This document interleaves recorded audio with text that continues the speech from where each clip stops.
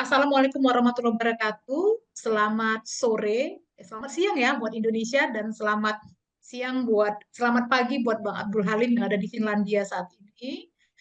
Terima kasih buat kehadiran kawan-kawan. Hari ini kita akan melakukan diskusi terkait efisiensi anggaran ke Kementerian Kelautan Perikanan di tahun 2025. Nah, hari ini kita akan ada 3 orang narasumber yang akan menyampaikan materinya atau bagaimana tanggapan dari lembaga-lembaga terkait tentang adanya efisiensi ini, apa dampaknya bagi nelayan dan apa dampaknya bagi keberlanjutan ekosistem laut di Indonesia. Nah, eh, untuk saat ini karena masih sedikit ya, eh, saya ini ada berapa media yang hadir pada saat ini. Saat ini kita masih ada 9 orang ya, ada 9 orang, tetapi nanti bisa nanti memperkenalkan diri dari media karena tidak langsung nampak nama medianya di dalam room chat, hanya ada Islam Today, ini media juga sepertinya ya, dan kita belum lihat, tapi nanti mohon diterangkan nanti di room chat nanti. Oke, untuk memulai hari ini kita bisa langsung dimulai dari narasumber kita yang pertama itu dari Boleh dari saya. Pusat Kajian dari Gulvino saja ya, dari Ya, Seknas Pitra yang disampaikan nanti oleh Bung Gulvino Guevarato. Beliau adalah peneliti hukum, HAM, dan demokrasi di Seknas Pitra. Silakan, kemudian nanti akan dilanjutkan dengan Bang Abdul Halim, dan kemudian nanti akan ditutup oleh Kak Nilawati, Ketua KPPI, DPD KPPI Medan. Nah, nanti ruang diskusi akan kita buka setelah ketiga orang narasumber kita menyampaikan materinya. Kami persilakan buat Bung Gulvino. baik. Terima kasih. Assalamualaikum warahmatullahi wabarakatuh. Selamat siang, kawan-kawan sekalian. Meskipun kita sedang berpuasa, mudah-mudahan ini juga bagian dari ikhtiar kita untuk berbuat kebaikan. Karena kenapa? Sebenarnya diskusi kita ini respon dari pernyataan beberapa waktu lalu dari Menteri KKP Pak Trenggono Pujo gitu ya, mengatakan bahwa sekalipun ada efisiensi anggaran, program prioritas tetap berjalan. Nah, kita ingin menguji seberapa rasional pernyataan tersebut dan seberapa berdampak kebijakan tersebut kepada nelayan di daerah, nelayan kecil begitu. Nanti yang mungkin akan disambung oleh Bang Abdul Halim, Bang Abdul dan Kak Nila yang ada di Medan. Jadi kami di Fitra melihat bahwa kalau berbicara tentang efisiensi anggaran, secara prinsip memang bicara efisiensi itu bicara yang baik, prinsip yang baik begitu ya. Jadi memaksimalkan potensi yang ada untuk mendapatkan output yang lebih besar daripada yang apa namanya daripada yang tersedia begitu. Dalam konteks ini misalnya ya harapannya anggaran-anggaran yang ada tersebut bisa maksimal dalam proses belanjanya. Tetapi definisi efisiensi tadi mengalami peorasi atau mengalami perubahan makna yang kalau kami lihat sebenarnya di sini bukan efisiensi, tetapi memang lebih kepada penghematan yang sangat luar biasa dengan harapan outputnya tetap sama begitu, harapannya begitu. Atau bahkan ada output yang kemudian akan dipotong. Nah, output-output ini kemudian juga sudah dituangkan kawan-kawan sekalian di dalam apa namanya ketentuan Menteri Surat Edaran gitu ya yang dikeluarkan oleh Menteri Keuangan terkait dengan 16 item tadi. Yang mana 16 item yang sebelumnya mungkin kita juga semua sudah tahu ya, ada belanja terkait dengan transportasi, ATK, bantuan pemerintah, kemudian dan lain sebagainya begitu kan. Yang dalam hal atau dalam situasi sektor kelautan perikanan, Menteri mengatakan merespon ini dengan santai. Beliau mengatakan bahwa ini tidak masalah, tidak apa-apa begitu kan. Kami tetap akan menjalankan program prioritas nasional begitu kira-kira. Nah, kami ingin menguji itu, seperti yang sudah saya bilang tadi. Jadi, sebelum adanya anggaran revisi anggaran, pagu yang dikelola oleh Kelautan Perikanan itu sekitar 6,2 triliun. Terus kemudian turun menjadi 4,1 triliunan kurang lebih. Artinya ada sekitar 1,4 triliunan, ya kurang lebihnya begitulah, yang berpotensi itu akan direvisi, akan terganggu begitu belanjanya. Jadi kalau kamu melihat, jadi ada belanja sekitar 1,4 triliun yang itu berasal dari belanja operasional dan belanja program pemerintah yang akan dikurangin. Yang ini tentunya akan berdampak kawan-kawan sekalian terhadap belanja-belanja program dari KKP itu sendiri. Kenapa? Karena kami melihat bahwa belanja bantuan pemerintah ini belanja program pemerintah ini belanja yang bukan hanya belanja birokrasi tetapi juga bagaimana peran dari KKP terhadap pelayanan dasar terhadap terhadap nelayan begitu kami lihat itu. Nah, ini akan terganggu pastinya. Sehingga ketika kemudian Menteri Kelautan Perikanan mengatakan bahwa direspon dengan santai, misalnya honorer tidak akan ada cut begitu ya, layoff misalnya. Di sektor birokrasinya iya, tetapi di sektor atau di wilayah nelayan kecil akan berdampak tentunya. Ada belanja-belanja, contohnya kalau teman-teman mendapatkan rilis yang kita buat bersama, yang sudah di-share, misalnya kita lihat di perikanan tangkap misalnya begitu. Jadi di perikanan tangkap ini ada bantuan nelayan untuk apa namanya? Ya bantuan nelayan begitu, macam-macam bentuknya, ada cold storage, ada alat bantu penangkap dan sebagainya. Yang itu di dalam yang termasuk ke dalam belanja program pemerintah.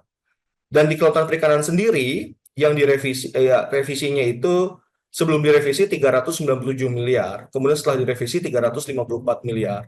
Ada penurunan sekitar 40-an miliar. Yang diturunkan atau yang dihapus ini adalah belanja-belanja terkait dengan nelayan kira-kira begitu, terkait dengan pengadaan-pengadaan bantuan pemerintah tadi. Ya memang belanja pegawainya tidak terganggu, tetapi belanja yang memiliki dampak kepada nelayan yang akan terganggu. Yang ini kemudian akan menyulitkan nelayan-nelayan karena nanti mungkin Kak Nila bisa tambahkan, situasi nelayan hari ini kan situasinya terhimpit begitu kawan-kawan. Akibat perubahan iklim, akibat apa namanya persoalan BBM bersubsidi yang juga tidak kunjung usai dan lain sebagainya. Nah, ditambah lagi dengan adanya efisiensi anggaran, kami dari Seknas Fitra melihat bahwa sepertinya kebijakan ini tidak cocok dilakukan, diterapkan di kelautan perikanan. Karena kenapa? Kelautan perikanan ini kementerian yang dalam tanda kutip ya padat karya begitu ya, melibatkan hampir sekitar 2,3 jutaan nelayan kecil begitu yang itu punya efek signifikan terhadap pertumbuhan ekonomi. Artinya pemerintah seharusnya lebih optimal di dalam mendukung upaya-upaya pertumbuhan ekonomi kelautan perikanan melalui misalnya optimalisasi anggaran atau penambahan anggaran, bukan kemudian malah merevisi anggaran. Yang ini bicaranya kemudian bukan hanya bicara birokrasi kawan-kawan sekalian, bukan hanya bicara Kementerian Kelautan Perikanan saja, tetapi ini bicara bagaimana efisiensi yang terjadi di kelautan perikanan ini berdampak secara sektoral di isu tersebut. Ini berpengaruh bahkan tidak hanya pada sektor perikanan, kelautan perikanan, tapi pada pertumbuhan ekonomi di akar rumput, begitu kan, pada nelayan-nelayan kecil. Bantuan-bantuan yang diberikan oleh pemerintah kepada nelayan kecil itu memiliki apa namanya efek domino, efek ungkit begitu ya. Ketika bicara tentang alat tangkap, ya otomatis harapannya bisa mengoptimalisasikan produksi perikanan begitu kan. Ketika bicara terkait dengan misalnya bantuan perizinan, ya harapannya kemudian nelayan-nelayan dalam apa namanya dalam proses produksi begitu ya, proses penangkapan ikan juga ketika misalnya ada kecelakaan itu bisa dilindungin gitu kan, asuransi dan sebagainya. Ini mungkin pemantik dari saya bahwa ini penting untuk didiskusikan dalam siang hari ini bahwa apa yang direspon oleh Menteri Kelautan Perikanan menurut saya itu tidak responsif terhadap situasi yang dihadapi oleh nelayan-nelayan kecil. Karena nelayan kecil sekali lagi sedang terhimpit, nanti Kak Nila akan menjelaskan secara mikro bagaimana situasi di lapangan seperti apa. Mungkin juga akan diperkuat oleh Bang Abdul Harim. Itu mungkin dari saya sebagai pengantar, harapannya nanti kita bisa diskusi lebih lanjut. Terima kasih. Terima kasih buat Bung Gulvino ya, karena tadi di rilis yang sudah dikirimkan oleh tim koalisi sudah ada menyebutkan secara detail ya, tetapi nanti kita akan gali lagi lebih dalam di diskusi dan tanya jawab. Kami persilakan buat Bang Abdul Halim, silakan Bang untuk menyampaikan materi. Baik, terima kasih Kak Siska, teman-teman sekalian, wabil khusus Mas Vino dan Kak Nila di Kota Medan. juga teman-teman media yang sudah berkenan hadir di sela-sela jam makan siang. Alhamdulillah. Jadi saya langsung saja menambahkan apa yang tadi sudah disampaikan oleh Mas Vino berkenaan dengan kebijakan efisiensi anggaran yang diambil oleh Kementerian Kelautan Perikanan.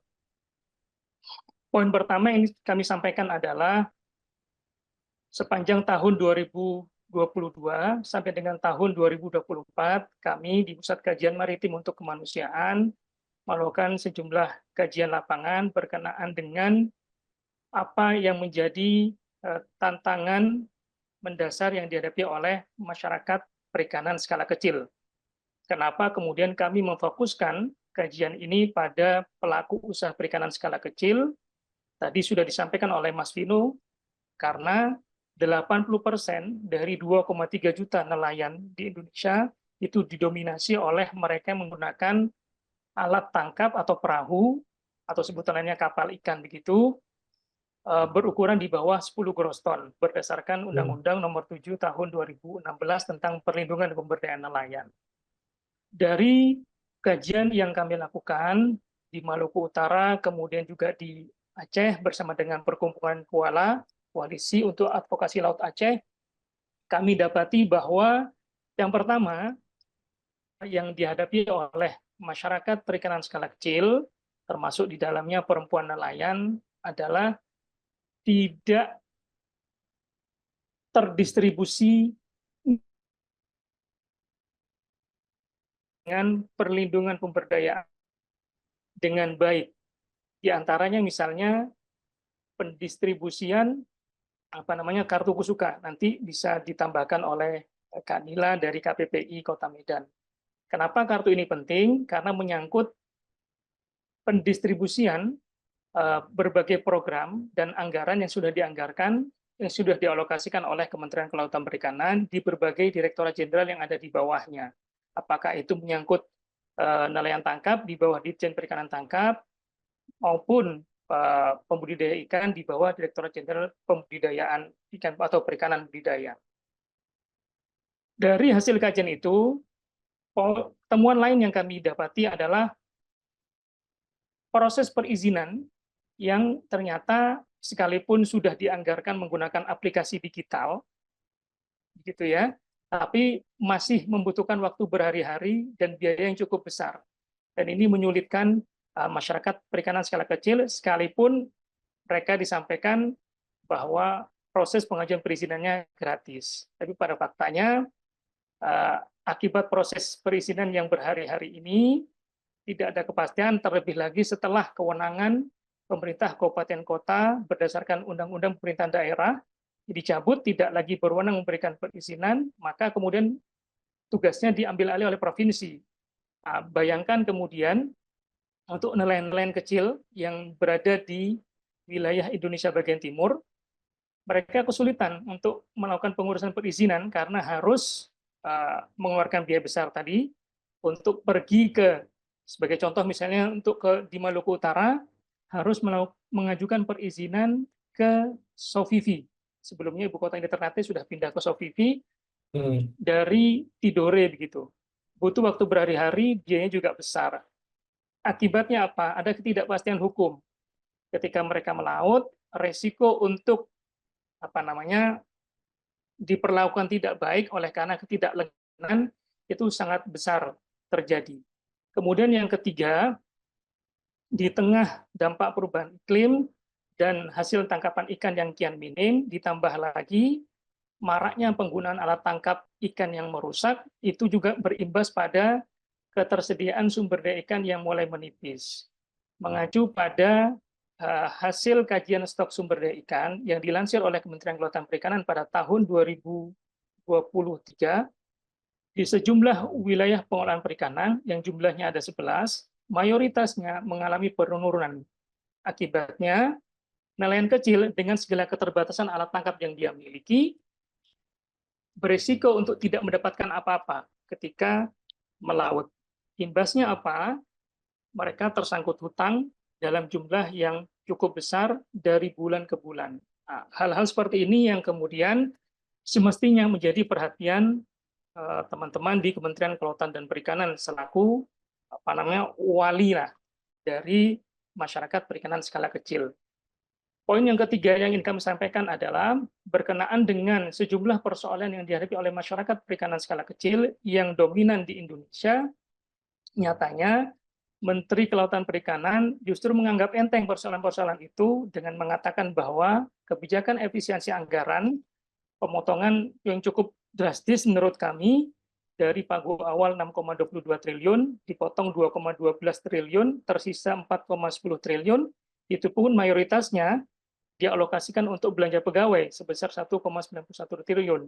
Sisanya, seperti tadi sudah disinggung oleh Mas Vino, bahwa pos-pos krusial berkenaan dengan pemberdayaan masyarakat perikanan skala kecil justru mendapat potongan dalam jumlah yang cukup fantastis. Alhasil, di dalam tahun 2025, kami memandang 2,3 juta nelayan atau 80% nelayan perikanan skala kecil ini semakin rentan begitu terhadap situasi dan kondisi kemiskinan oleh karena tidak ada pembelaan dari negara berkenaan dengan hidup layak sebagai nelayan kecil di Indonesia. Poin yang keempat yang ingin kami sampaikan adalah belanja pegawai mendapatkan porsi besar dalam efisiensi anggaran yang diambil oleh Menteri Kelautan Perikanan. Tapi sayangnya dari hasil kajian kami tadi juga ditemui fakta bahwa sebaran dan komposisi pegawai di lingkungan Kementerian Kelautan Perikanan yang memiliki keterkaitan langsung dengan hajat hidup nelayan kecil itu justru tidak seimbang. Contohnya, ada lebih dari 800 pelabuhan perikanan di Indonesia dengan tingkatannya, ada 3 tingkatan umumnya, ada tingkatan samudra, kemudian pantai, dan ada satu kategori lainnya. Dari beberapa tingkatan ini, umumnya pelabuhan-pelabuhan perikanan yang ada di wilayah Indonesia Timur itu kekurangan sumber daya manusia. Yang pertama terkait dengan fungsi kesyahbandaran yang berkaitan langsung dengan penerbitan izin dan pengecekan kondisi kapal nelayan sebelum mereka diperbolehkan untuk pergi melaut. Yang kedua, sumber daya manusia berkenaan dengan kegiatan pengawasan di laut. Fungsi ini, pengawasan ini tidak hanya terkait dengan penegakan hukum, tapi bagaimana memastikan adanya keselamatan dan keamanan nelayan selama melaut. Nah, karena tidak hadirnya dua fungsi ini, kesyahbandaran maupun sumber daya manusia yang terkait dengan pengawasan di laut, itu kemudian berimbas pada, pertama, resiko kehilangan jiwa nelayan kecil kita. Bisa teman-teman bayangkan, nelayan penangkap tuna di perairan Morotai yang berbatasan langsung dengan Samudra Pasifik, menggunakan kapal berukuran di bawah 5 gross ton atau 10 gross ton, itu harus berjibaku dengan ombak yang terbilang tinggi hanya untuk bisa menghidupi keluarganya. Resiko kehilangan jiwa sangat besar. Catatan kami untuk konteks perairan Maluku Utara sepanjang tahun 2022 sampai dengan tahun 2024 sudah lebih dari 10 nelayan kecil penangkap tuna yang hilang dan meninggal dunia di laut. Kondisi ini tentu sangat ironis, mengingat kita selalu mengklaimnya sebagai negara bahari, begitu ya, atau negara kepulauan terbesar di dunia, tapi tidak memiliki pembelaan yang sungguh-sungguh terhadap masyarakat perikanan skala kecil. Terlepas sudah ada undang-undang yang mengamanahkan pada Menteri Kelautan Perikanan untuk memastikan bahwa tidak boleh ada seorang nelayan kecil pun yang bertarung sendiri di lautan ketika mencari nafkah untuk keluarganya. Nah, tentu ini sangat ironis. Poin yang kelima yang ingin kami bagikan dalam forum ini adalah, Bapak Ibu sekalian, salah satu program prioritas nasional yang dianggarkan oleh Kementerian Kelautan Perikanan adalah meningkatkan operasi kapal pengawasan dan pemberantasan IUU fishing illegal, unreported, unregulated fishing di sejumlah perairan. Saya sebut misalnya perairan 573, kemudian perairan atau wilayah pengolahan perikanan, biasa disebutnya 573 itu meliputi perairan Samudra Hindia, sebelah selatan Jawa, hingga sebelah selatan Nusa Tenggara, Laut Sawu, Laut Timur bagian barat. Kemudian WPP 714 itu meliputi perairan Teluk Tolo dan Laut Banda. Kemudian WPP 718 meliputi perairan Laut Aru, Laut Arafuru, dan Laut Timur bagian timur. Kemudian 3 yang lain, 716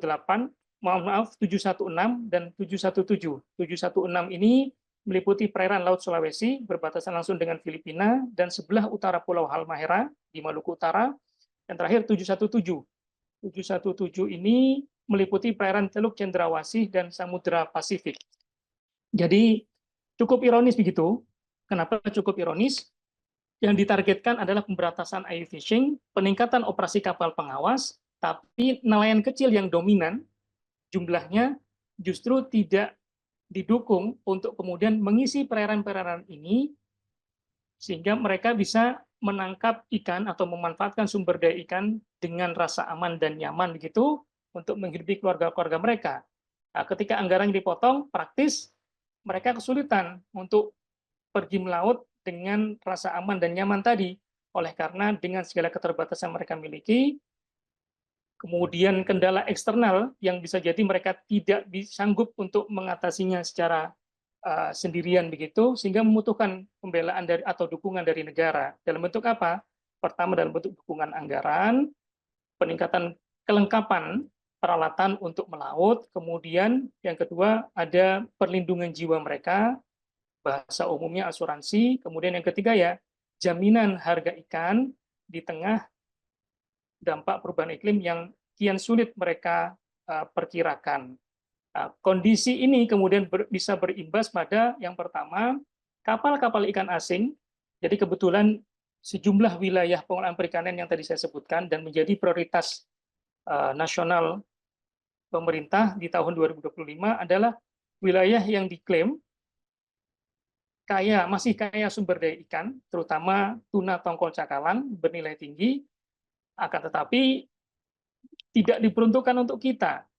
Kami di Pusat Kajian Maritim untuk Kemanusiaan bahkan menduga berdasarkan sejumlah dokumen yang kami tinjau begitu ya, program prioritas nasional ini justru diarahkan untuk memfasilitasi pelaksanaan kebijakan perikanan atau penangkapan ikan secara terukur yang notabene untuk kapal-kapal berbendera asing. Kita tahu bahwa salah satu negara yang sudah sangat siap dan menunggu pembukaan kebijakan ini oleh pemerintah Indonesia adalah Cina dan Filipina yang yang berseberangan dengan kita di wilayah pengolahan perikanan 716 dan 718. Dari kesemua poin yang kami sampaikan, kami ingin sampaikan bahwa ada salah kaprah yang kebijakan yang diambil oleh Menteri Kelautan Perikanan berkenaan dengan efisiensi anggaran yang dilakukan di lingkungan Kementerian Kelautan Perikanan. Salah kaprah ini disebabkan oleh karena pertama, tadi kaitannya dengan problem lapangan yang dihadapi oleh masyarakat perikanan skala kecil khususnya, itu tidak direspon dengan kebijakan penganggaran yang memadai. Kemudian yang kedua, ada komposisi dan sebaran pegawai di lingkungan Kementerian Kelautan Perikanan yang tidak seimbang. Tadi sudah saya contohkan di Maluku Utara, kemudian juga di Aceh, wilayah yang diawasi dengan ketersediaan sumber daya manusia dan sumber daya anggarannya itu tidak mencukupi. Alhasil, praktek IUU fishing dan praktek pemakaian alat tangkap merusak itu bisa leluasa dilakukan. Jika hal ini terus dibiarkan, dampaknya kita kehilangan kelestarian sumber daya ikan. Yang kedua, tadi di awal sudah disebutkan oleh Mas Vino juga, kemiskinan nelayan angkanya akan meningkat. Yang terakhir yang ingin kami sampaikan adalah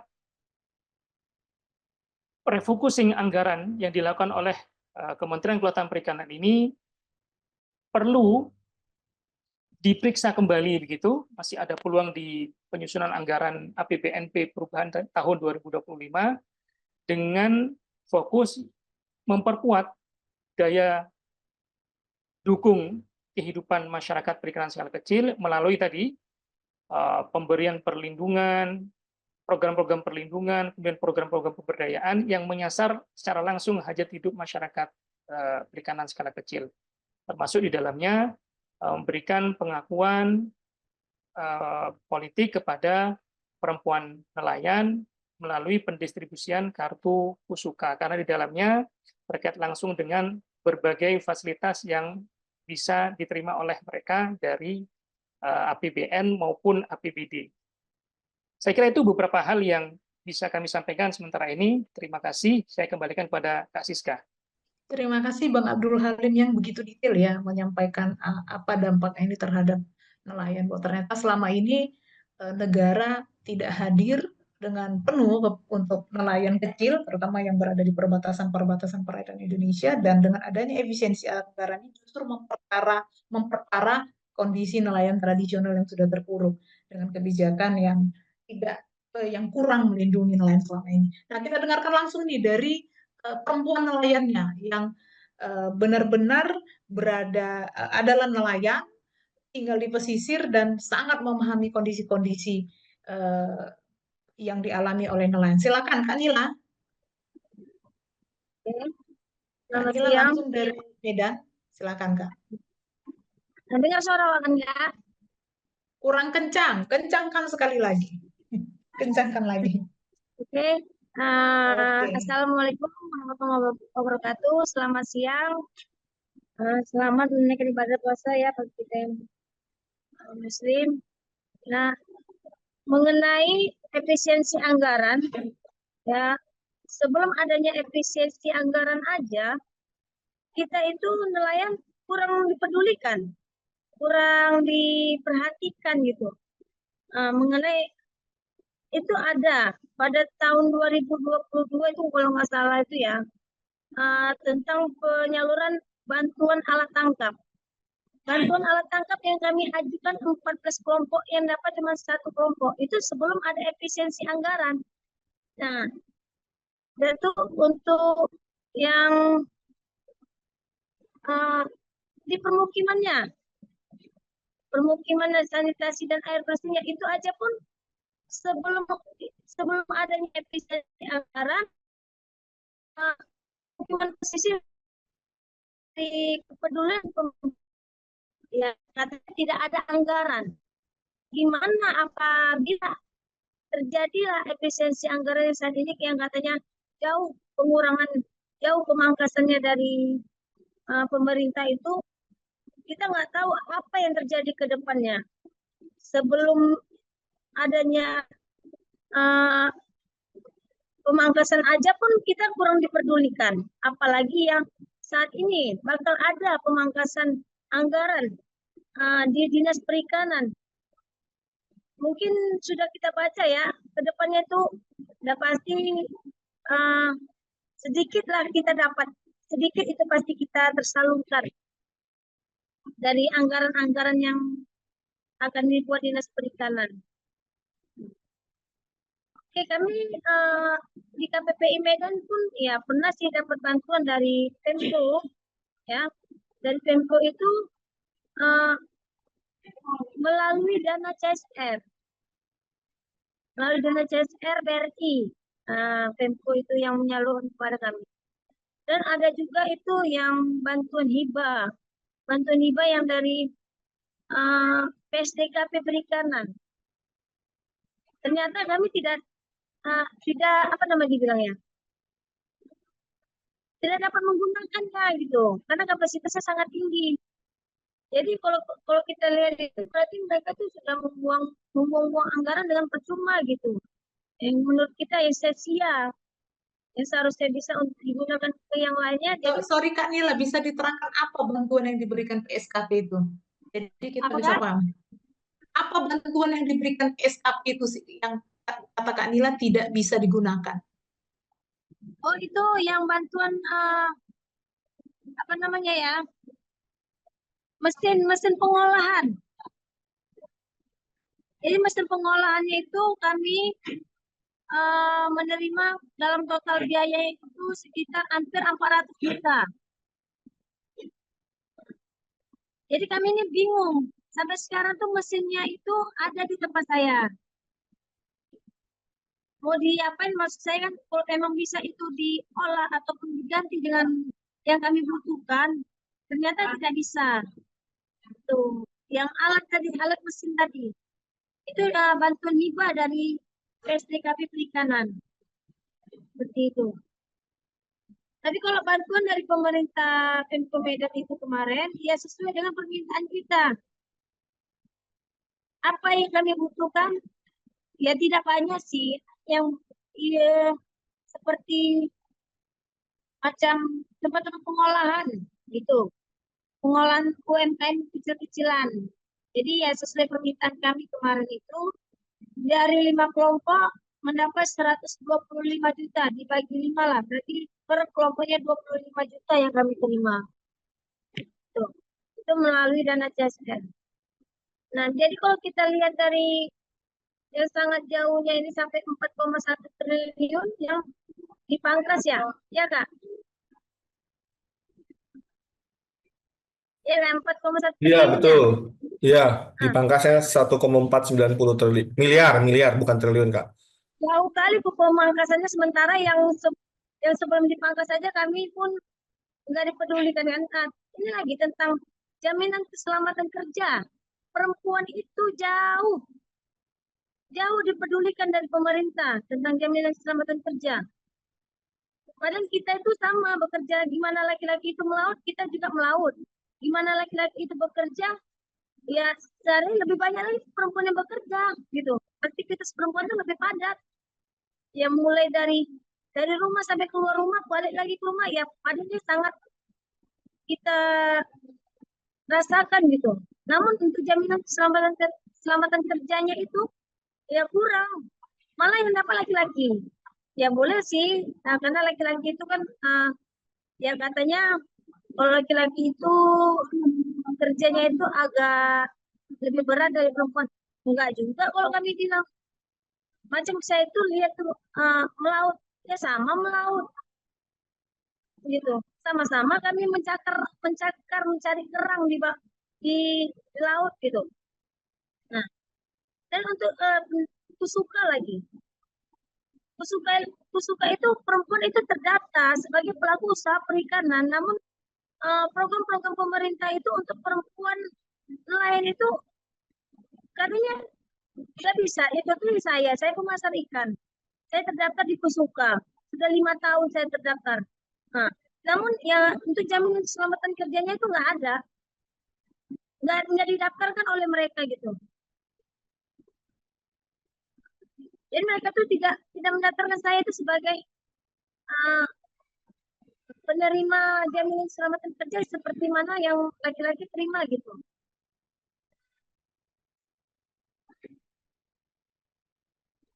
Dan untuk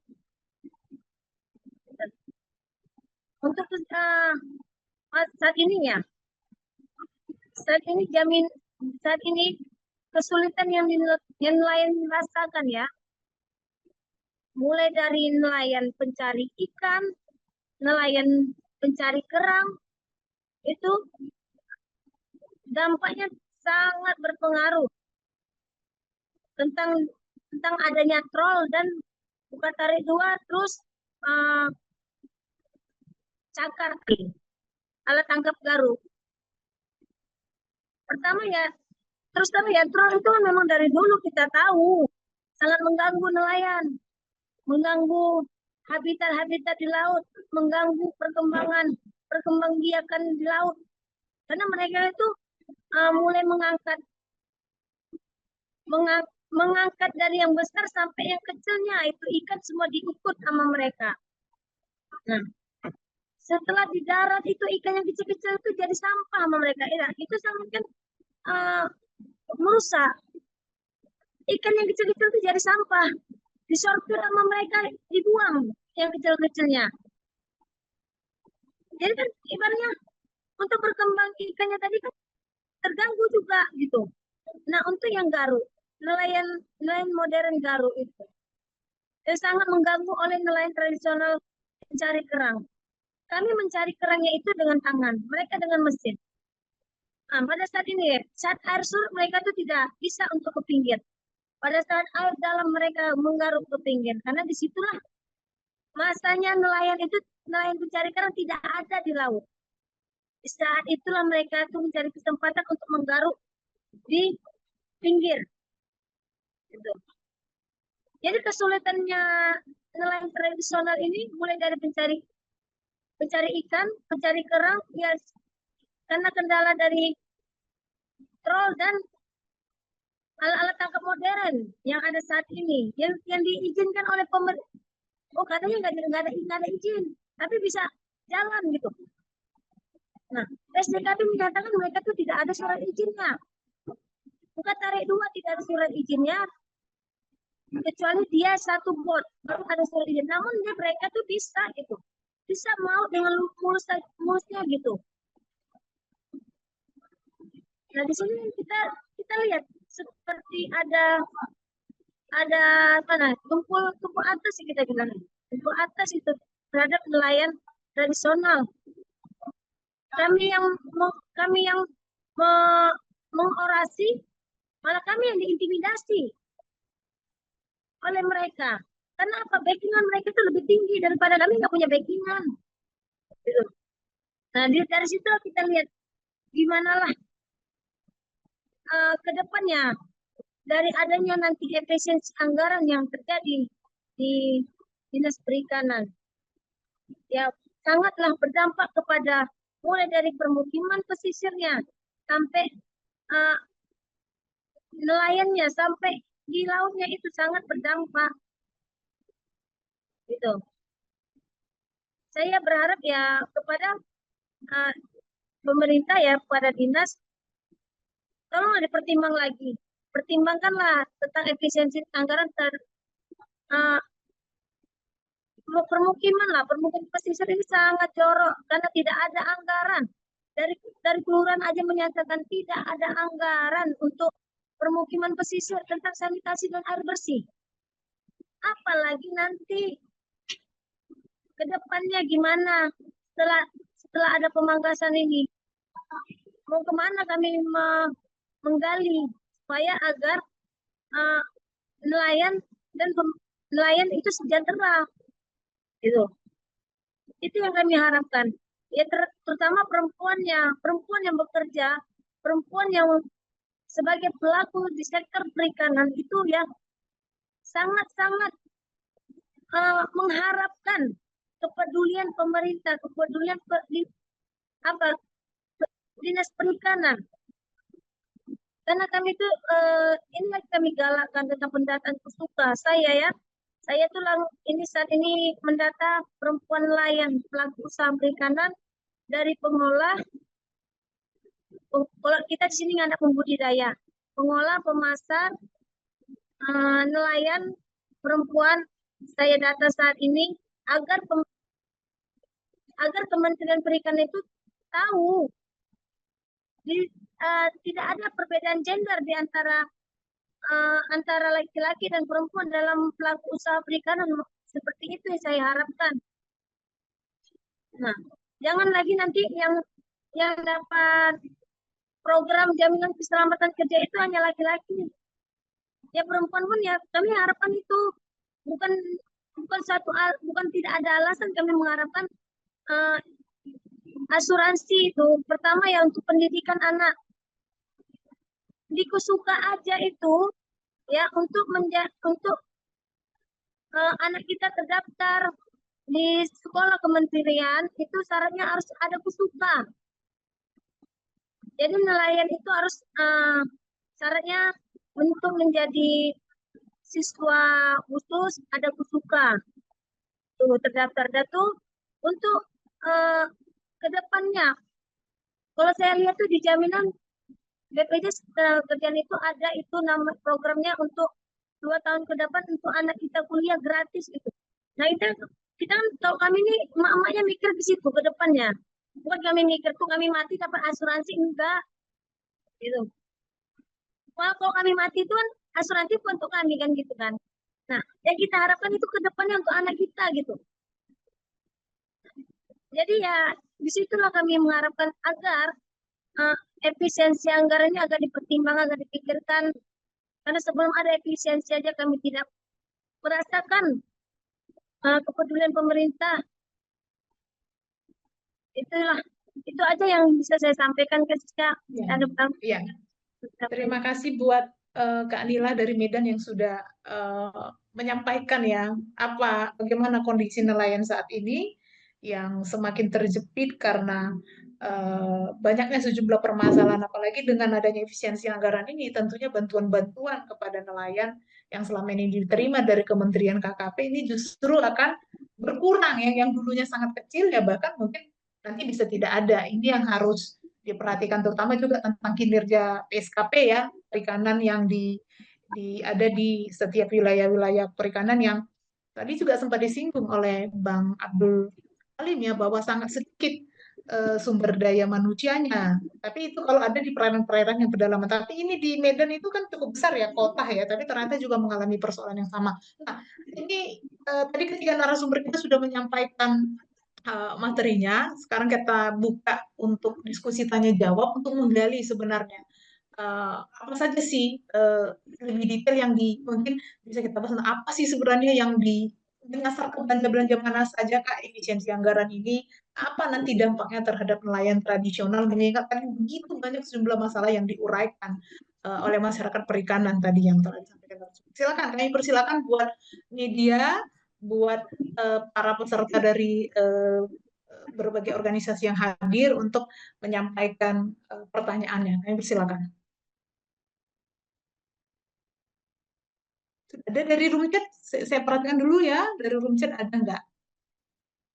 Oh, belum ada. Ada? Kalau tidak ada, saya mau nanya nih, untuk memancing ya pertanyaan ya, kepada Bung Gulvino. Tadi kan Bung Gulvino sudah menyampaikan ada sekitar 2 triliun yang total yang di sekitar 2 triliun yang total di 1,4 Kak. Tapi tinggal 4 triliun dirilis. Ya, ada satu dari 6,2 triliun, sisanya menjadi 4,10 triliun, ada 2,12 triliun. 12,12 triliun dari 2,12 triliun yang diefisiensi itu mana yang langsung menyasar ke belanja yang harusnya didapatkan oleh nelayan tradisional? Oke. Jadi saya clearkan dulu ya. Jadi alokasi anggaran dari KKP itu 6,2 triliun.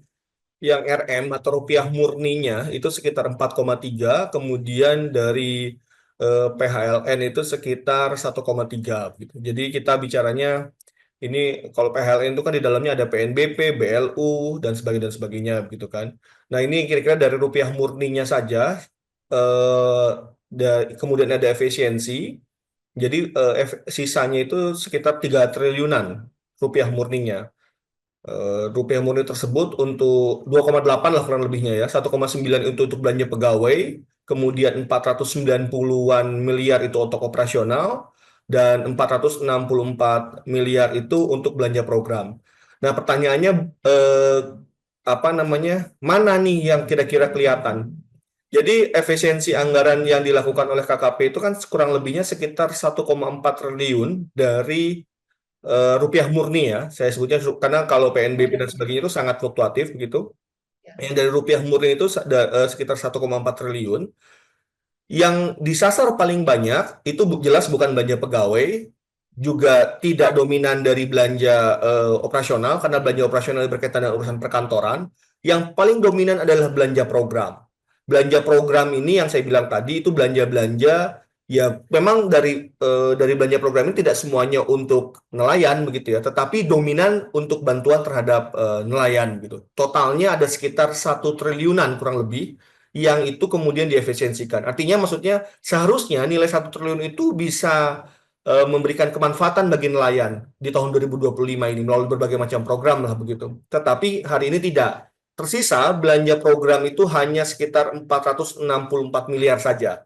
Jadi sangat signifikan dipotongnya begitu. Kira-kira begitu, Kak Siska, apa namanya dampaknya. Jadi maksudnya adalah yang tadi dibilang oleh misalnya Kak Nila ya. Jadi ada sebenarnya bantuan kelompok nelayan ya, misalnya kayak Kalaju begitu. Jadi satu kampung itu ada 800 juta, itu sebenarnya ada. Nah, kami khawatir, meskipun kami belum cek secara detail, tapi dari Fitra mengkhawatirkan bahwa bantuan-bantuan seperti Kalaju misalnya, atau bantuan dalam bentuk misalnya alat tangkap atau alat olah begitu, itu kemudian ada tapi dikurangin porsinya begitu kan. Kemanfaatannya tentu jika dikurangi cakupannya juga berkurang. Jadi apa yang dikatakan oleh Pak Menteri bahwa tetap menjalankan prioritas itu secara prinsip dijalankan, tetapi secara dampak dan kemanfaatan itu jelas akan berkurang. Begitu, Kak Siska. Ya, oke, terima kasih Bung Vino sudah menjelaskan. Saya penasaran lagi dengan pertanyaan sambil kita menunggu pertanyaan dari kawan-kawan yang lain ya, dan mungkin juga dari media.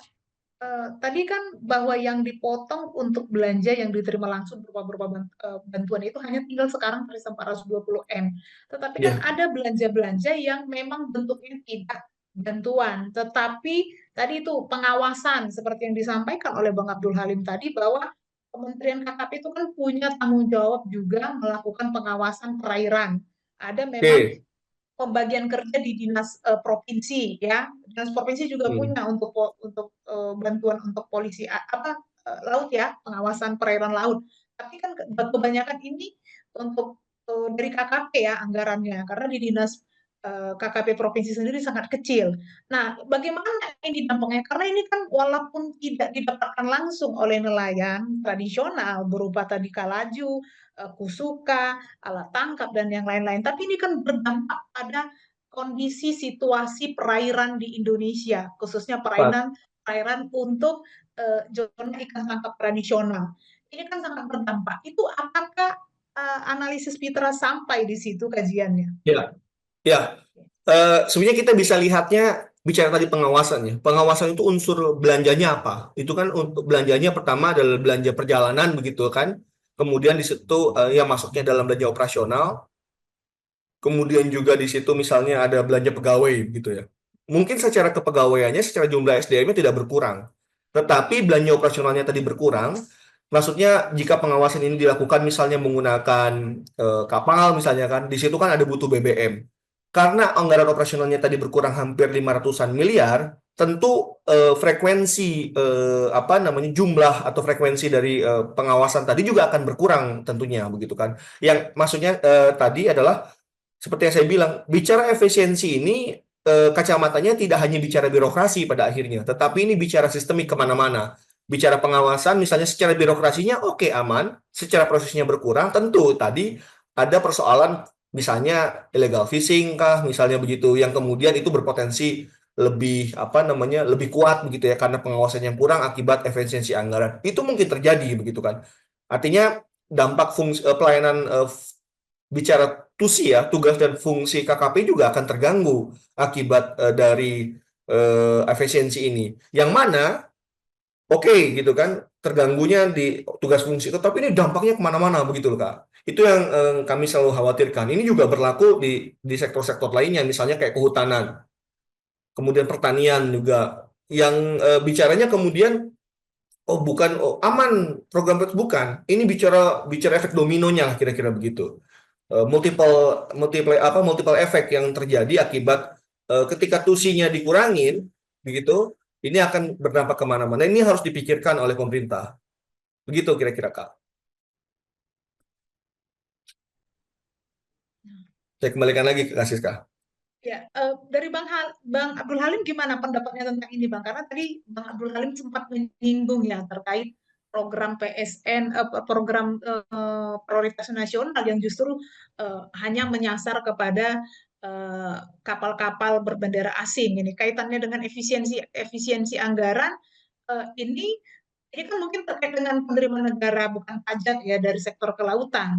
Apakah ini dikarenakan negara masih menganggap bahwa mungkin ya, kadang-kadang kita juga berpikir sering diskusi-diskusi dengan KNTI, apakah negara tidak menganggap bahwa hanya menganggap kenapa dari kapal-kapal asing karena pendapatan negaranya jelas dari situ. Sementara dari nelayan tradisional ini negara menganggap kita nggak dapat pendapatan. Jadi program prioritas nasional ini menyasar, tapi ini kan bukan kebijakan yang harusnya tidak seperti itu kan, harusnya melindungi nelayan Ya, tradisional. Itu bagaimana menurut pendapat Bang Abdul Halim ini? baik. Pertama, penyusunan APBN sejatinya kan diarahkan untuk bagaimana kemudian menyokong kemandirian bangsa begitu ya. Untuk konteks kelautan perikanan tentu memastikan bahwa masyarakat perikanan skala kecil yang dominan di Indonesia tentu tidak menyampingkan pelaku usaha perikanan skala menengah dan besar untuk juga sama-sama maju begitu dengan fokus terhadap tujuan ini, maka sekalipun ada kebijakan efisiensi, mestinya arahnya tetap sama, yakni bagaimana menghadirkan pengelolaan atau tata kelola perikanan yang bisa mendorong semua pelaku usaha di dalam negeri untuk maju bersama-sama. Sayangnya, Menteri Kelautan Perikanan untuk APBN 2025 justru mengambil langkah sebaliknya, mendorong mundur pelaku usaha perikanan nasional, khususnya skala kecil, yang jumlahnya 80% tadi, dengan segala pemotongan program-program krusial yang berkaitan langsung dengan kegiatan perlindungan maupun pemberdayaan mereka, praktis kan mereka kemudian tidak bisa melaut dengan nyaman dan aman begitu. Ketika mereka tidak bisa melaut atau jumlah hari mereka terkurangi untuk melaut, praktis laut kosong. Ketika laut kosong, kapal-kapal asing akan leluasa melakukan aktivitas mereka, memanfaatkan sumber daya ikan secara ilegal, unreported, dan unregulated. Kita seringkali sebutnya IUU fishing. Dalam program prioritas nasional yang dituangkan oleh pemerintah dalam nota keuangan gitu ya, APBN 2025, benar dinyatakan bahwa fokus mereka adalah meningkatkan jumlah hari operasi kapal pengawasan di laut. Tentu bicara pengawasan tidak hanya di Kementerian Kelautan Perikanan, tapi juga ada di instansi lainnya. Ada TNI AL, kepolisian, dan juga Bakamla. Kemudian pada saat yang sama, pemerintah juga memprioritaskan pemberantasan IUU fishing. Ironisnya, dalam pandangan kami di Pusat Kajian Maritim untuk Kemanusiaan adalah bagaimana mungkin Anda mendorong peningkatan operasi kapal pengawas dan pemberantasan IUU fishing kalau kemudian laut yang sejatinya dialokasikan untuk pelaku usaha perikanan dalam negeri justru dilakukan sebaliknya, dikosongkan agar kemudian kapal-kapal ikan asing ini yang akan difasilitasi melalui kebijakan penangkapan ikan terukur bisa masuk leluasa secara legal gitu dan mengeruk habis sumber daya ikan kita. Di dalam klausul peraturan Presiden terkait dengan penangkapan ikan terukur ini, kapal-kapal ikan asing itu dibolehkan untuk mengangkut secara langsung ikan yang mereka tangkap di perairan kita ke negara asal mereka, di pelabuhan-pelabuhan tujuan mereka. Ini yang menurut kami tidak hanya berbahaya, tapi juga merugikan kepentingan nasional kita. Bicara efisiensi anggaran, bukan justru memperkuat dalam tanda kutip kelemahan-kelemahan yang dimiliki oleh pelaku usaha perikanan kita, khususnya yang skala kecil, tapi sebaliknya justru memfasilitasi kapal-kapal ikan asing untuk masuk ke perairan kita dan mengeruk habis ikan-ikan kita dalam tanda kutip secara legal melalui pemberian izin dan lain-lain. Apakah, pertanyaannya kemudian, apakah pelaku usaha perikanan kita tidak memberikan cuan yang cukup dalam bentuk PNBP kepada negara?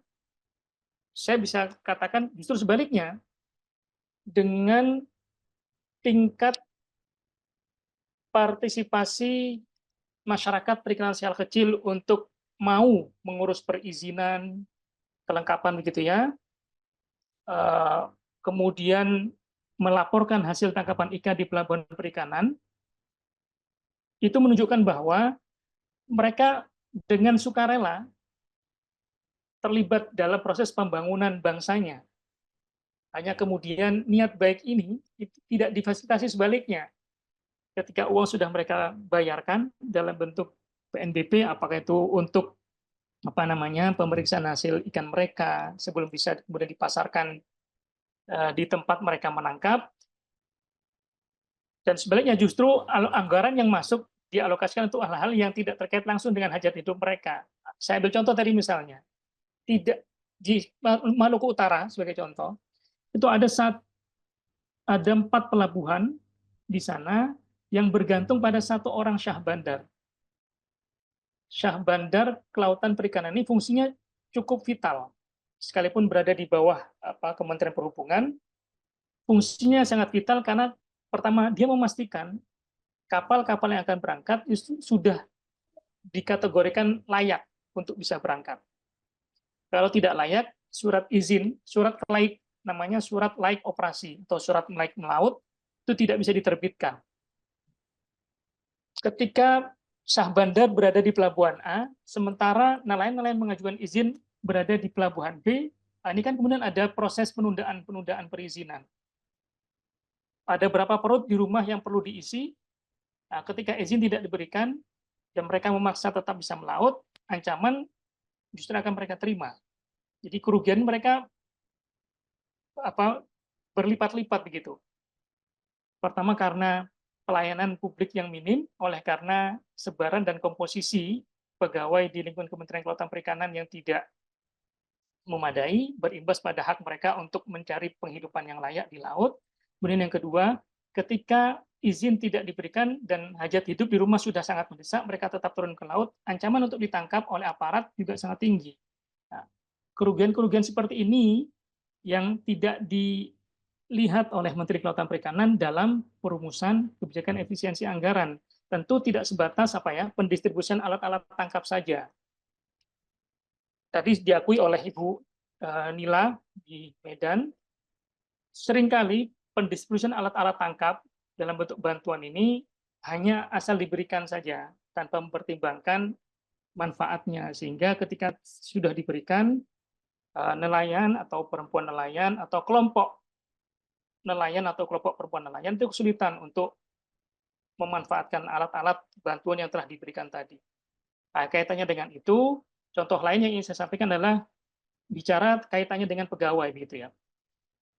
Saya ambil contoh di Direktorat Jenderal PDS-PKP. Ini kaitannya langsung dengan kehidupan perempuan nelayan, karena kaitannya dengan pengolahan sumber daya ikan pasca tangkap. Jumlah dan sebaran pegawai Ditjen PDS-PKP itu jumlahnya totalnya per Oktober 2024 ada 422 ASN, kemudian non-ASN-nya mencapai 118 orang. Di pusat jumlahnya 391 orang, sementara di tingkat UPT di daerah 149 orang. Dengan cakupan wilayah pelayanan yang sangat luas dan jumlah pegawai yang tidak memadai ini, bisa dipastikan bahwa pelayanan publik terhadap hak-hak masyarakat perikanan skala kecil khususnya, termasuk Kak Nila dan kawan-kawan sebagai perempuan nelayan, itu sudah pasti akan terpinggirkan. Kalaupun sudah didata, masih menunggu waktu bertahun-tahun untuk kemudian mendapat giliran program pemberdayaan. Nah, hal-hal seperti ini yang menurut saya luput dari perhatian Menteri Kelautan Perikanan. Ironisnya kemudian beliau lebih memilih bagaimana belanja pegawai tidak diganggu-gugat, sementara pelayanan publiknya terhadap masyarakat perikanan skala kecil justru dikorbankan. Nah, jika hal ini terus dibiarkan, seperti tadi saya sampaikan di awal, ancaman kemiskinan itu akan semakin dekat kepada masyarakat perikanan skala kecil, sehingga ke depan ya tentu akan banyak orang beralih profesi dari nelayan atau perempuan nelayan ke profesi lain, imbas ujungnya adalah laut kita akan semakin kosong, kapal-kapal ikan asing akan leluasa memanfaatkan sumber daya ikan kita, terlebih di tengah stok ikan yang semakin menipis. Ke depan, bukan tidak mungkin kita justru akan mengimpor ikan yang justru berasal dari laut kita sendiri. Ini hal-hal penting yang menurut saya diabaikan oleh Menteri Kelautan Perikanan kaitannya dengan kebijakan efisiensi anggaran di APBN tahun 2025. Terima kasih Bang Abdul Halim yang sangat detail menjelaskan. Jadi ini dampaknya ini yang sangat dikhawatirkan. Ini bukan sekedar adanya pengurangan belanja-belanja bantuan sosial langsung yang diterima oleh nelayan, tetapi ada fungsi-fungsi dari tusinya KKP yang tidak bisa dilakukan dan nantinya akan berdampak kepada banyak hal dalam sektor perikanan Indonesia. Ini berdampak buruk dalam jangka pendek maupun jangka panjangnya nanti ya. Dari Kak Nila, apakah ada yang mau disampaikan lagi, Kak Nila? Kak Nila, apakah ada yang mau disampaikan lagi? Oh, sepertinya beliau masih sibuk. Ya udah jelas Ada lah yang Kak. Yang sudah jelas? sampaikan. Oke. Kepada para peserta yang ada di forum, apakah ada yang mau ditanyakan lagi? Atau ada mau dipertegas dari kawan-kawan media mungkin? Ya, ada?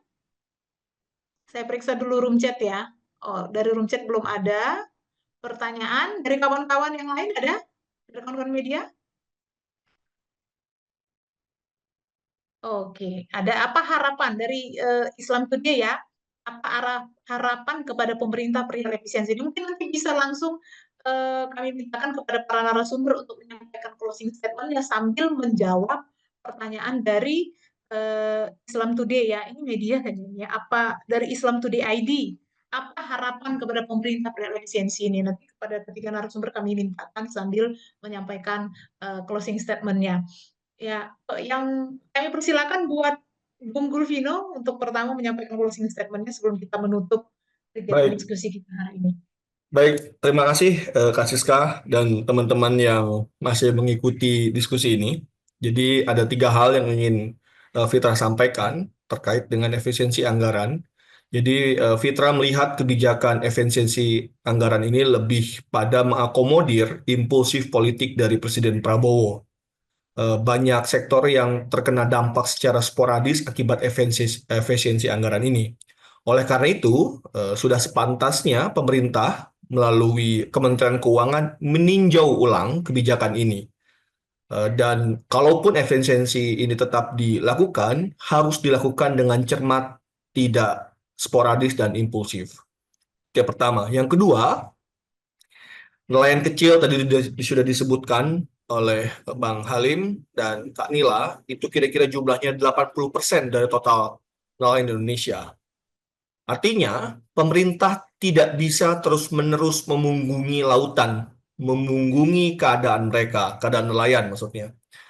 Jadi hanya mengeksploitasi sumber daya alamnya, tetapi kemudian tidak secara signifikan memberikan perlindungan. Kita kemudian juga sudah dijejali dengan berbagai macam isu di lautan yang ini membuat miris, dari mulai pasir laut yang diekspor misalnya, kemudian pagar laut, kemudian hari ini dampak efisiensi yang membuat nelayan semakin nestapa. Di satu sisi juga semakin terhimpit karena faktor alam akibat perubahan iklim. Begitu. Jadi KKP selaku kementerian yang bertanggung jawab di sektor perikanan dan kelautan harus hadir lebih dekat, memperbaiki tata kelola perizinan, mengoptimalisasikan undang-undang perlindungan nelayan dengan mengoptimalisasi cakupan penerima manfaat asuransi nelayan misalnya. Itu salah satu usulan konkret kami. Jadi salah satu manifestasi dari undang-undang perlindungan nelayan itu adalah memperluas cakupan manfaat untuk asuransi nelayan gitu.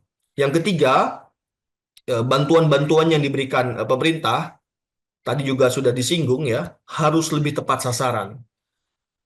Kami seringkali menemukan bahwa bantuan-bantuan pemerintah yang nilainya tidak kecil itu sifatnya hanya formalitas belaka, hanya diberikan kepada nelayan misalnya, tetapi tidak tahu dampaknya bagaimana. Jadi ada isu-isu urgen yang Fitra selama ini juga dalami dalam berbagai macam riset. Salah satunya atau diantaranya adalah berkaitan dengan perubahan iklim. sanitasi yang buruk, air bersih yang sulit diakses gitu kan. Karena bicara nelayan tadi juga sudah disinggung, bicaranya bukan hanya soal laki-laki saja begitu, tetapi ada perempuan di sini yang mana akibat dari sanitasi yang buruk, kemudian sulitnya akses air bersih, membuat effort yang lebih besar lagi untuk mendapatkan itu begitu kan. Sehingga kemudian program pemerintah memang harus menyasar hal-hal yang urgent. Konkretnya adalah penyediaan air bersih di pemukiman nelayan begitu, kemudian juga memperbaiki sanitasi yang layak di pemukiman nelayan dan mendorong sekali lagi asuransi nelayan. Itu dari saya, Kak Siska, sebagai closing statement-nya. Terima kasih. Ya. Terima kasih buat Bung Gulvino ya, ada 3 statement yang disampaikan. Selanjutnya kami persilakan buat Bang Abdul Halim Baik, terima menyampaikan kasih, closing statement. Siska. Pertama, di tengah kebijakan efisiensi anggaran yang sudah diambil, saya kira penting bagi Menteri Kelautan Perikanan untuk merasionalisasi anggaran yang sudah diputuskan tersebut dengan cara melakukan peningkatan kinerja pegawainya begitu dan pendistribusian mereka ke berbagai wilayah yang membutuhkan. Jadi tidak berkumpul di Gambir begitu. Karena Gambir jauh dari laut akan sangat baik dan bermanfaat kalau kemudian para pegawai ini didistribusikan secara merata sesuai dengan tugas pokok dan fungsinya ke berbagai daerah di Indonesia yang lebih membutuhkan pelayanan mereka. Sehingga harapannya di tengah anggaran yang cekak, akan tapi tidak terkait langsung dengan hajat hidup mereka sebagai pegawai Kementerian Kelautan Perikanan gitu ya. Tentu mereka bertanggung jawab untuk meningkatkan kinerja mereka dalam konteks memberikan pelayanan publik sebaik mungkin, semaksimal mungkin dalam rangka menghadirkan kesejahteraan bagi para pelaku usaha perikanan, khususnya masyarakat perikanan skala kecil. Yang kedua, peluang untuk menghadirkan perubahan anggaran melalui APBNP masih sangat terbuka, sehingga ke depan harapannya hal-hal yang sudah kami sampaikan, baik Fitra, KPPI, maupun Pusat Kajian Maritim untuk Kemanusiaan, bersama dengan Perkumpulan Kuala, harapannya dapat diakomodasi guna mengoreksi salah pikir berkenaan dengan efisiensi anggaran untuk ke masyarakat perikanan skala kecil atau masyarakat pelaku usaha perikanan secara umum di Indonesia. Kemudian yang terakhir, supaya tidak disebut omon-omon saja, alangkah baiknya kemudian Kementerian Kelautan Perikanan mulai memeriksa pos-pos anggaran yang masih mungkin untuk dilakukan penghematan. Contohnya misalnya penggunaan ATK yang berlebihan di tengah zaman yang sudah terdigitalisasi ini, tentu amat sangat muspro begitu ya, atau sia-sia kalau kemudian anggarannya untuk ATK masih dominan di Kementerian Kelautan Perikanan, sehingga perlu didorong untuk memaksimalkan aplikasi digital sebaik mungkin. Jadi jangan hanya menyebut berbagai aplikasi digital dengan berbagai layanannya, tapi justru menghambat kinerja mereka sendiri maupun kinerja pelayanan publik yang harus mereka berikan kepada pelaku usaha perikanan, mulai dari skala kecil, skala menengah, dan skala besar. Saya kira itu beberapa hal yang perlu dicermati oleh Menteri Kelautan Perikanan agar tidak salah melangkah dan tidak mengulangi kebijakan omon-omon yang dilakukan oleh kolega beliau di kabinet Merah Putih atau Indonesia Maju ini, jilid 2. Saya kira itu, Kak Siska. Terima kasih. Ya, terima kasih buat Bang Abdul Halim. Dan terakhir dari Kak Nila, closing statement-nya sambil menyampaikan apa harapan dari Kak Nila kepada pemerintah terkait efisiensi anggaran ini. Silakan Kak Nila. Halo Kak Nila. Ya, oke. Oke. Ngeri bajunya. Ini ngajak perang ini kayaknya ya, karena efisiensi anggaran ya. Pas kebetulan pula ini orang laut pulang sambil ngitung sambil lewat. Inilah. Nah, itu aja. Jadi harapan kami ya sebagai perempuan nelayan atau sebagai masyarakat nelayan Kota Medan kepada pemerintah harus dipikirkanlah tentang efisiensi anggaran dan saat ini akan dilakukan oleh pemerintah pusat. Ya berharap supaya belajar dari sebelumnya mengenai anggaran yang full aja, anggaran yang sebelum dipangkas aja, kami nelayan dan masyarakat pesisir kurang perhatian, kurang peduli. Karena mereka menganggap bahasa di permukaan pesisir itu menyatakan lagi tidak ada anggaran. Nah, ya itulah yang saya harapkan dari masyarakat pesisir, dari KPPI Kota Medan. Begitu Pak Siska. Terima kasih buat Kak Nila, terima kasih buat Bang Abdul Halim, dan terima kasih buat Bung Gulvino.